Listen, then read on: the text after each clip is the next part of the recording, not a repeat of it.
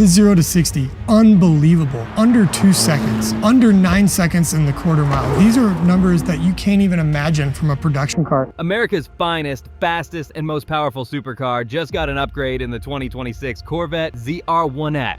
We're talking 1250 horsepower, sub 2 second, 0 to 60 miles per hour times, all-wheel drive, and twin turbo V8 Thunder. And yet, for all that raw brilliance, there's something lurking beneath the carbon fiber and adrenaline. Something that might just have you stepping back from the showroom glass, hands in your pockets thinking, is this really for me? And in this video, we're gonna tell you what that is. So stay put and let's get right into it. You see, at the very heart of the ZR1X lies its most defining trait, hybrid performance.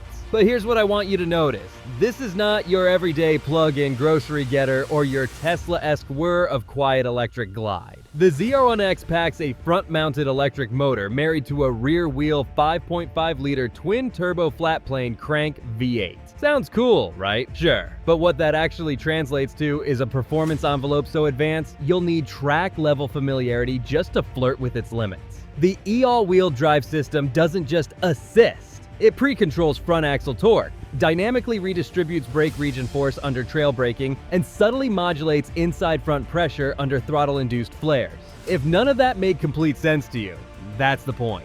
This isn't a car you just drive. It's one you study, adapt to, and frankly, get trained for. Without an intimate understanding of torque vectoring behavior under lateral load or PTM Pro's handling biases, you're not commanding the car, it's commanding you. If you don't have track experience, understanding how these systems behave under different loads, surfaces, and cornering situations takes time and mistakes. Most people aren't used to feeling brake bias shift from rear to front before it's even needed. The ZR1X doesn't wait for your input, it predicts them. And for some drivers, that's unsettling. So unless you've got racetrack instincts or plan to grow some, this thing's wizardry might just feel like black magic gone rogue, which is your first reason. And then there's thermal management.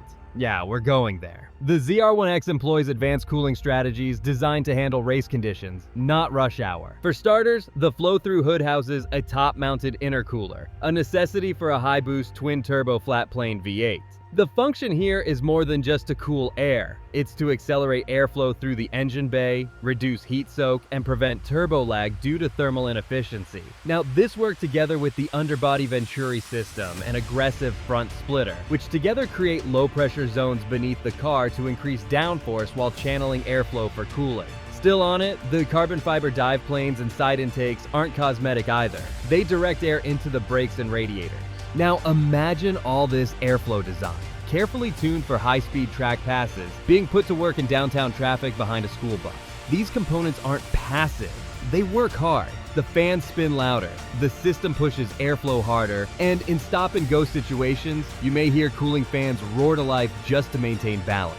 Now that wouldn't be a flaw because it's a reality of race-derived engineering. But what am I saying? If your daily route involves traffic circles, slow-moving intersections, and heat-soaked pavement, then I'm afraid you really should prepare for a car that's physically trying to do laps while you're just trying to find a parking space. Which is one more reason why this car might not be for you. But let's talk about a sleeper issue no one's really highlighting. Drivetrain disconnect in stealth mode. Yes, electric-only mode is a great party trick, quietly gliding through the neighborhood at 45 miles per hour, sipping electrons like herbal tea. But the moment you need real thrust and mash the pedal, you're not just waking the V8, you're kicking the door open on a 1,064 horsepower explosion of twin-turbo fury. That transition, it's called flying start, and it's glorious when expected, but jarring when it's not. There's a split-second mental disconnect between peace and chaos.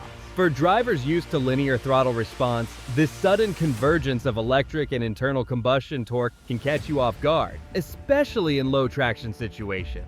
Imagine creeping out of a parking lot in rain-soaked conditions and accidentally summoning the Kraken. It's not a stretch. It's a 1,250 horsepower dual personality powertrain with zero tolerance for indecision. Probably good enough reason to want to reconsider this beast of a car, and even more reason to leave a like on this video. Thank you for doing that. Now, let's not pretend this car whispers sweet nothings in your wallet's ear either. This isn't what you'll just call expensive. It's exclusively expensive. Yes, technically, it's from a mainstream automaker with a 50-state dealer network, but that just makes the contrast even more stark. Unlike most supercars, this one will actually tempt you. It'll be sitting in a showroom that looks a lot like the one where your friend bought their Tahoe. That illusion of attainability? Dangerous. What do I mean? The 25 ZR1 non-X starts at $175,195, and that's before options or dealer markups. So most likely the ZR1X, with its hybrid system, carbon fiber aero package, dual motor drivetrain, and more aggressive development costs, is realistically expected to start north of $200,000, which is also before options and markups. Because let's be honest, the reality is, by the time dealer markups do their dirty work and production stays limited, as it likely will, you're not paying Z06 prices, and it could climb closer to $250K fully equipped. Basically, you'll be swimming in the deep end of the exotic pool, without the same badge clout or resale certainty that comes from names like Ferrari or Koenigsegg. Now, you really shouldn't get me wrong here. This car is cool and has proven itself, really. It's a supercar for the blue-collar dreamer. Until you realize the dream still costs Lamborghini money. You get the gist, right? Yet perhaps the most subtle, dangerous reason this car may not be for you is psychological. It doesn't have boundary. It is the boundary. With great power comes great detachment. The car is so capable, so optimized, so technically dominant that it leaves you, the driver, feeling like the weakest link. And when the machine no longer requires you to feel fast to be fast, well, then what's left? If you're not fighting the car, learning it, mastering it, are you really driving it or just along for the ride? The ZR1X is a marvel, but marvels aren't always meant to be daily companions. Some are better admired than owned, and others are better left to the few who truly need them. Because if everything is perfect, if the ZR1X has no flaws, no weaknesses, no moments of vulnerability, then maybe the real question isn't whether it's too much car for you. Maybe the real question is, are you enough car for it?